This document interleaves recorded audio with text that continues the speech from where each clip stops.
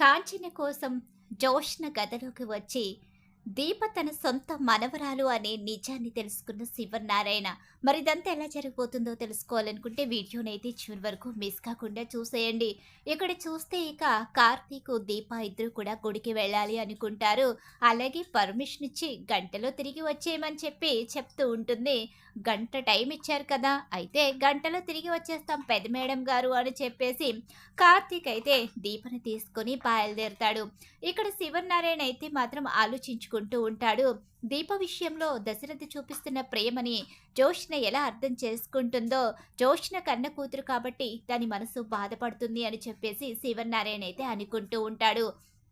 ఇక ఈలోగా ఇలా ఆలోచిస్తూ ఉండగానే, వెళ్ళు బావా, గంట టైంలో నువ్వు ఎట్టి పరిస్థితిలోని కూడా దీపకు ఏమీ చెప్పలేవు కాబట్టి ఇక నాకు భయం లేదు అని చెప్పేసి అనుకుంటూ ఉంటుంది. ఏంటే నీకు పిచ్చి పట్టిందా అంటూ జోష్న దగ్గరికి వస్తుంది పారిజాతం అయితే. ఏంటి, ఎందుకు అలాగంటున్నావు? ఏంటి మరి, అసలు దీప కూడా కార్తీక్ని ఎలా పంపించావు? వాడు అసలు దీప కూడా వెళ్ళాడు అంటే ఇక ఖచ్చితంగా దీపకు తెలివితేటలు నేర్పే తీసుకొస్తాడు. ఇక్కడున్నంతసేపు నువ్వు కాపలా కాస్తూనే ఉన్నావు, అలాంటిది గంట సమయం వాళ్ళకి ఎలా ఇచ్చావే? గంట సేపు వెళ్ళడం రావడమే సరిపోతుంది. ఈ గ్యాప్లో దీపకి బావ ఏమీ నేర్పించలేడు. నువ్వు తెలివైన దానివో తింగరదానివో నాకే అర్థం కావడం లేదు. వాడికి చిన్న సందు దొరికితే చాలు, వాడి పెళ్ళాన్ని గెలిపించడానికి ఏదైనా చేస్తాడు. ఏం చేయలేడు. నువ్వేమీ కంగారు పడకు. నువ్వు టెన్షన్ పడి నన్ను టెన్షన్ పెట్టకు. తాత ముందు ఆ మాత్రం బిల్డప్ ఇవ్వకపోతే తాత నన్ను అపార్థం చేసుకునే ఛాన్స్ ఉంది. అందుకనే తాత ముందు బావని పంపించాలని నిర్ణయించుకున్నాను. ఈ విషయంలో ఇక ఎలాంటి మార్పు లేదు. నువ్వేం టెన్షన్ పడనవసరం లేదు. నేను మేనేజ్ చేసుకుంటాను కదా అని చెప్పేసి చెప్తూ ఉంటుంది జోష్నైతే. ఏమో నిజంగానే తింగరదాల్లాగే కనిపిస్తున్నావు. నీ తెలివితేటలు ఏమైపోతున్నాయో ఏంటో అని చెప్పేసి ఆలోచించుకుంటూ ఉంటుంది. ఇక పారిజాతం అయితే అక్కడి నుంచి వెళ్ళిపోతుంది. పారిజాతానికి అలాగే జోష్నకి అనుమానం వచ్చిందేమో అని చెప్పేసి దశరథ అనుకుంటూ ఉంటాడు. దశరథ ఆలోచిస్తూ ఉంటాడు. నా కన్న కూతురు నా ఇంట్లో తిరుగుతూ ఉంటే ఎంత సంతోషంగా ఉందో, వాళ్ళ అమ్మ ఒడిలో పడుకొని తను ఎంతగా ఎమోషనల్ అయిందో నేను చూశాను. అది నా ఇంట్లో తిరుగుతూ ఉంటే చిన్నప్పుడు తని కాళ్ళ చప్పుడు, కాళ్ళ మువ్వల చప్పుడు వినలేకపోయాను. ఇప్పుడు ఆ మువ్వల చప్పుడు నాకు వినిపిస్తుంది. నా కన్న కూతుర్ని నాకు దూరం చేసి ఈరోజు నా కన్న కూతుర్ని నేనే పరాయివాడిలా మాట్లాడే పరిస్థితి, ఇంటి పని మనిషిగా చూసే పరిస్థితిని తీసుకొచ్చారు. అసలు ఎందుకింత దుర్మార్గం చేసి నాకు, నా కూతురికి, సుమిత్రకి ఎందుకింత అన్యాయం చేశారు? ఈ విషయాన్ని ఏదో ఒక రోజు బయట పెడతాను. బయట పెట్టిన రోజు మీ అంతు చూస్తాను. ముఖ్యంగా పిన్ని, పారిజాతం పిన్ని నాన్న మీదున్న కోపంతో నా కన్న కూతుర్ని నాకు కాకుండా దూరం చేసింది. నేనెలా విడిచిపెడతాను అని చెప్పేసి అనుకుంటూ ఉంటాడు. దశరథ అయితే అలా ఆలోచిస్తూ ఉంటాడు. సుమిత్ర దీప విషయంలో ఎమోషనల్ అవుతుంది. దీపని కూతురు అనుకోవడంలో తప్పేమీ లేదు. జోష్న ఎలా అర్థం చేసుకున్నా దీపని ఈ 2 రోజులు కన్న కూతురులాగే చూస్తాను. తల్లి ప్రేమని అందిస్తాను. దీప కడుపుతో ఉంది. కడుపుతో ఉన్న ఆడదానికి తల్లి ప్రేమ ఎంత అవసరమో తల్లి దగ్గర పెరిగిన నాకు తెలుసు. ఇప్పుడు తల్లికి దూరమైన నాకు ఇంకా బాగా తెలుసు అని చెప్పేసి అనుకుంటూ దీపకి ఈ 2 రోజులు తల్లి ప్రేమ ఎలా ఉంటుందో చూపిస్తాను అని చెప్పేసి సుమిత్ర అనుకుంటూ ఉంటుంది. ఇక్కడ కార్తీక్ దీప బయటికైతే వెళతారు. ఇక కార్తీక్ అయితే దీపకు ఇక బిజినెస్ విషయంలో అలాగే రెస్టారెంట్ విషయంలో ఎలా ముందుకు వెళ్ళాలి ఏంటి అన్నది ఇక కార్తీక్ చెప్తూ ఉంటాడు. అలా చెప్తూ ఉండగానే, బావా ఇదంతా నేను అక్కడికి వెళ్ళి చేస్తే నువ్వే చెప్పావని అనుమానం వస్తుంది కదా, వచ్చినా పర్వాలేదు, మనిద్దరం కలవకూడదని కండిషన్ పెట్టింది. నేను నీకేం చెప్పకూడదని కండిషన్ పెట్టింది.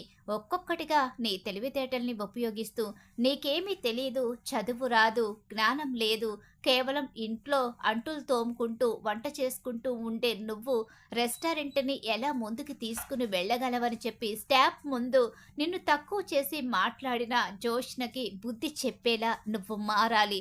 జోష్నకిచ్చిన రెస్టారెంటు ఎలా వెళుతుందో నాకు తెలీదు. కానీ నీకిచ్చిన రెస్టారెంట్ మాత్రం సక్సెస్‌గా ముందుకు వెళ్ళాలి.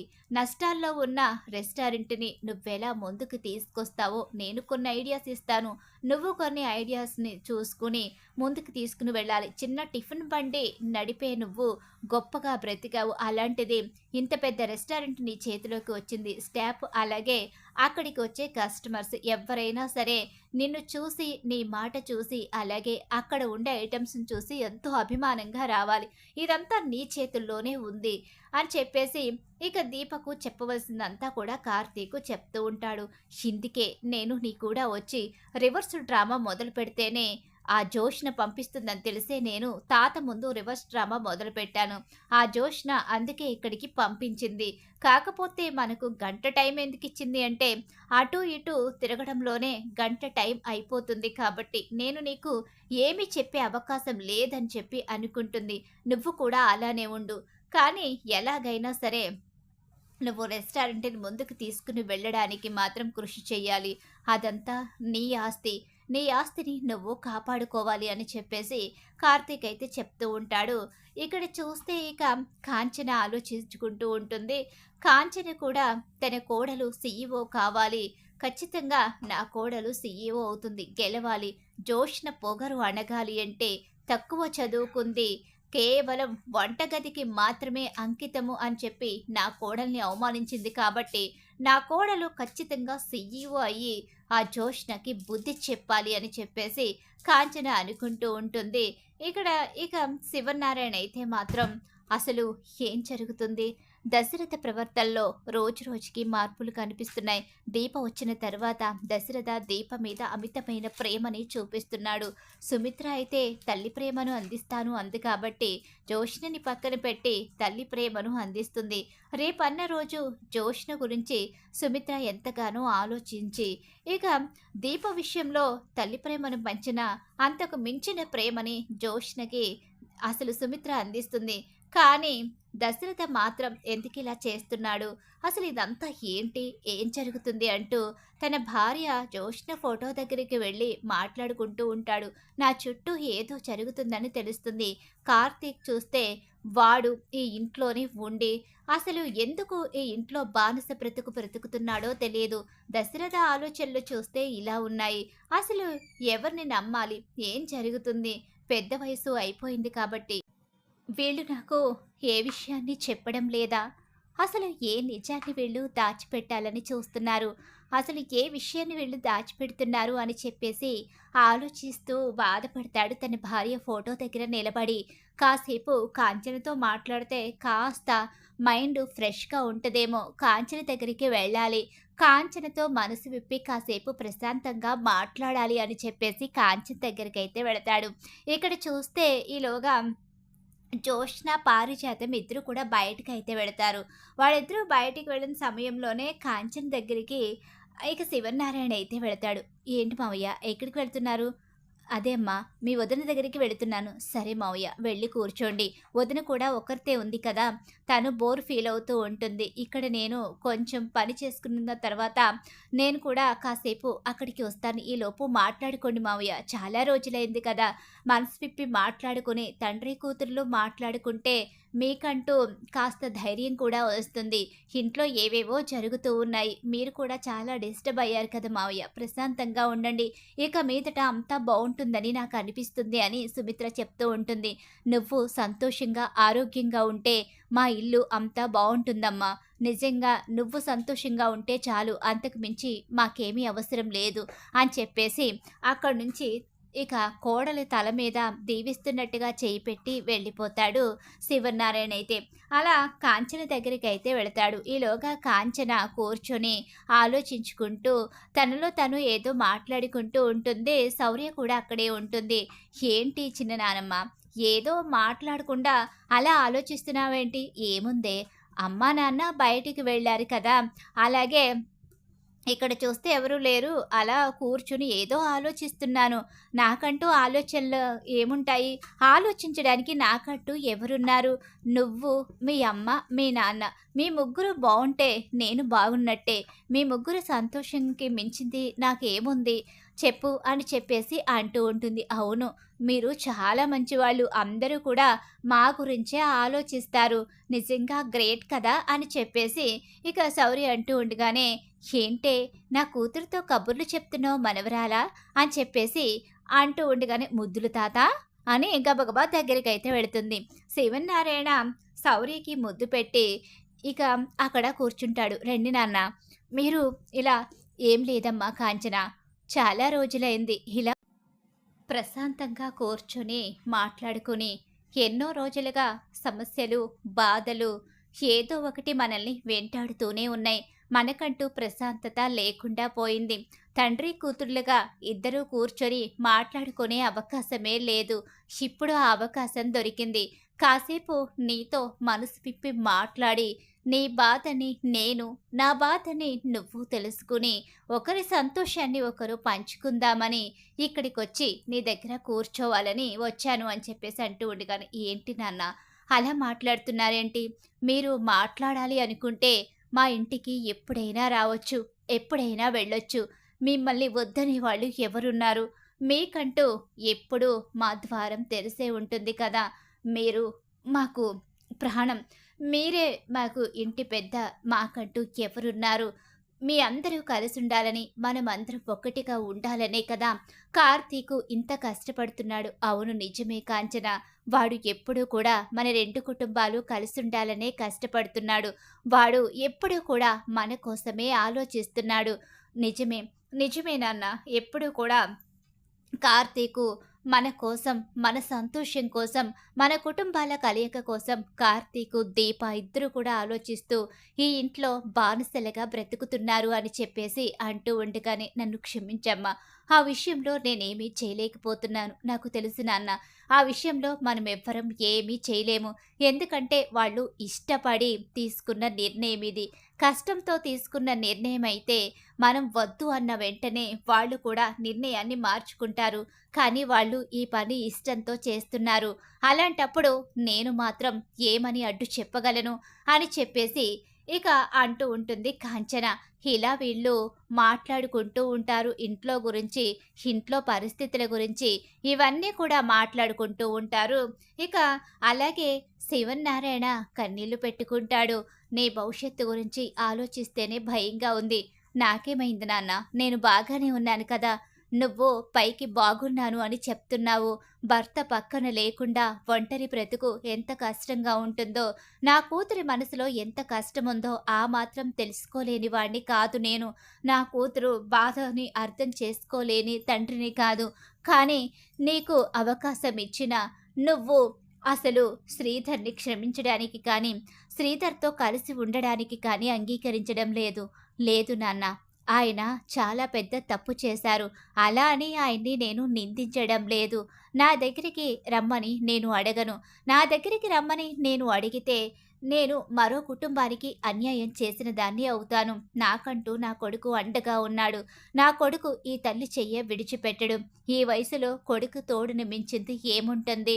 అందుకనే నేను ఇంకొకరి జీవితాన్ని లాక్కోవాలని కోరుకోవడం లేదు. తెలుసో తెలియకో ఇక మా జీవితాలు ఇలా మారిపోయాయి. అలాంటప్పుడు మరొకరి జీవితాన్ని లాక్కొని ఇక మళ్ళీ ప్రశ్నార్థకంగా మారాలి అని నేను ఆశపడడం లేదు అని చెప్పేసి అంటూ ఉంటుంది కాంచన. ఇలా వీళ్ళు మాట్లాడుకుంటారు. ఇలా మాట్లాడుకుంటూ ఉండగానే శౌర్య బయట ఆడుకోవడానికైతే వెళ్ళిపోతుంది. ఇంక ఈలోగానే గదిలో కూర్చొని అటు ఇటు చూస్తూ కూతురుతో కాస్త మాట్లాడుకుని మనసు విప్పి మాట్లాడుకోవడం, ధైర్యం చెప్పుకోవడం, అంతా కలిసే ఉంటామని అనుకోవడం, తన తల్లితో గడిపిన జ్ఞాపకాలు గుర్తుకు తెచ్చుకోవడం ఇవన్నీ కూడా జరుగుతూ ఉంటాయి. ఇలా జరుగుతూ ఉండగానే అటు ఇటు చూస్తూ ఉన్న సమయంలోనే ఇక శివనారాయణకైతే ఊహించని విధంగా జోష్న బెడ్ కింద డిఎన్ఏ రిపోర్ట్స్ బయటకొచ్చి కనిపిస్తుంది. ఏంటివి? ఏవో కాగితాల్లా ఉన్నాయేంటి? ఇక్కడ వదిలేసిందేంటి జోష్న? అయినా జోష్న ఇంకా రాలేదేంటి? అది ఎక్కడెక్కడ తిరుగుతుందో నాన్న.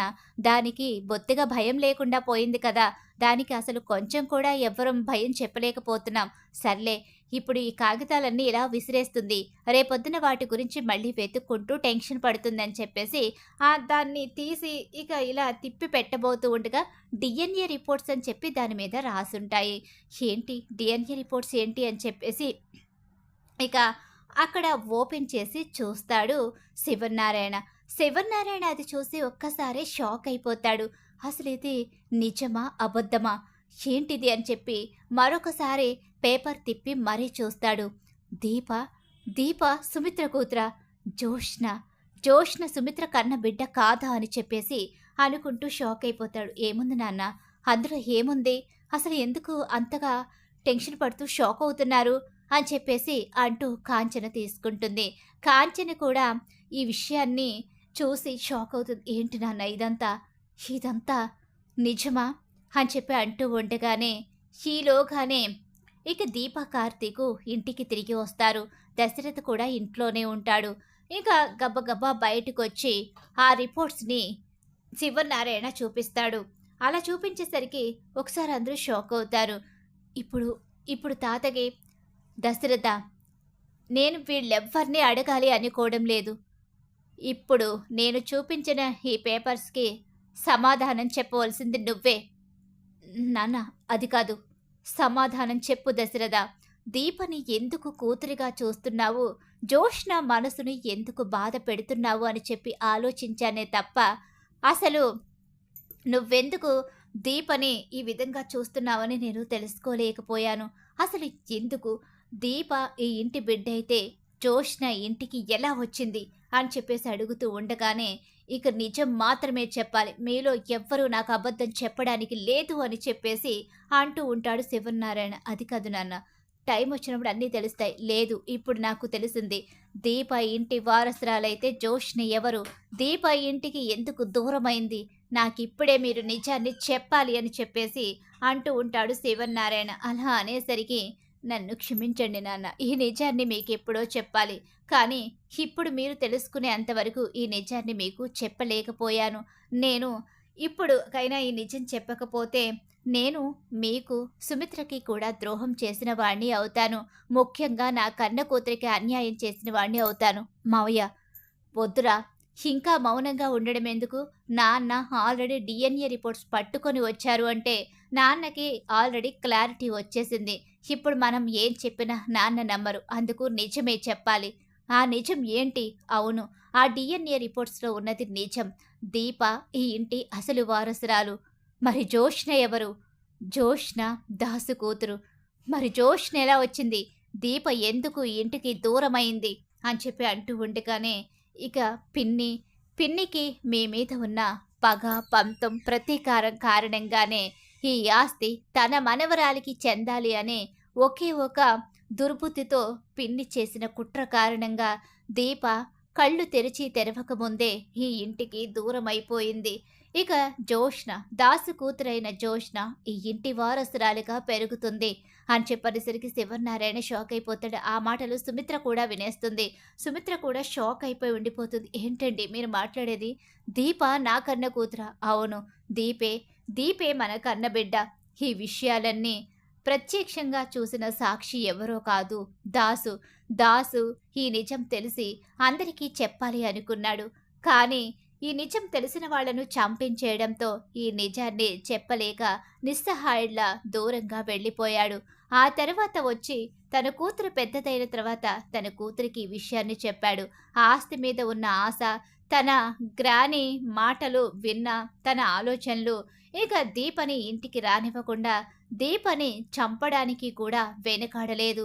దీపని చంపేసి ఈ ఆస్తిని సొంతం చేసుకోవాలని ప్లాన్ చేస్తూ ఇప్పటి వరకు ఈ నిజాన్ని బయట పెట్టనివ్వకుండా చివరకు కన్న తండ్రి అయిన దాసును కూడా చంపడానికి వెనకాడలేదు జోష్న అని చెప్పేసి మొత్తం నిజాలన్నీ కూడా శివనారాయణ ముందు దశరథ బయట పెట్టేస్తాడు. జోష్న కుట్ర, జోష్న ఆలోచన, ఈ నిజాలన్నీ కార్తీక్, దీపకి తెలుసు అనే నిజం, అలాగే పారిజాతం చేసిన పని, ఇవన్నీ కూడా బయట పెట్టేసేసరికి ఒక్కసారే ఆ ఇంట్లో అందరికీ పెద్ద షాక్ ఎదురవుతుంది.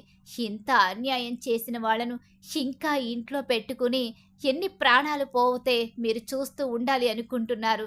ప్రాణాలు పోతూ ఉంటే ఇంకా మీరు మౌనంగా చూస్తూ భరించాలి అనుకుంటున్నారా? మీలా భరించడం, మీలా ఓర్పుగా ఉండడం ఈ శివనారాయణ డిస్టనీలోనే లేదు. ఎట్టి పరిస్థితిలోని కూడా ఇప్పుడు వాళ్ళు ఇంట్లో అడుగు పెట్టడానికి లేదు. వాళ్ళు ఇంట్లో అడుగు పెడితే వాళ్ళని చంపేస్తాను. నా మనవరాల్ని ఇంటి పని మనిషిని చేసి, ఇంటి పని మనిషి కూతుర్ని తీసుకొచ్చి, నా మనవరాలుగా పెంచిన ఆ పారిజాతాన్ని వదిలిపెట్టే ప్రసక్తి లేదు అంటూ కోపంతో రగిలిపోతాడు శివన్నారాయణ. అదే సమయంలో ఇంట్లో అడుగుపెట్టిన జోష్నకి పారిజాతానికి ఊహించని షాకే ఎదురవుతుంది. నిజం బయట పడిపోయిందని తెలుసుకునేసరికి. ఖచ్చితంగా రాబోయే కథలో ఇలా అయితే జరగబోతుంది. ఇలానే జరగాలని మీరు కోరుకుంటున్నారా? అయితే వీడియోని తప్పకుండా లైక్ చేయండి. మీరిచ్చే ఒక్క లైక్ సపోర్ట్ అండ్ ఎంకరేజ్‌మెంట్‌గా ఉంటుంది.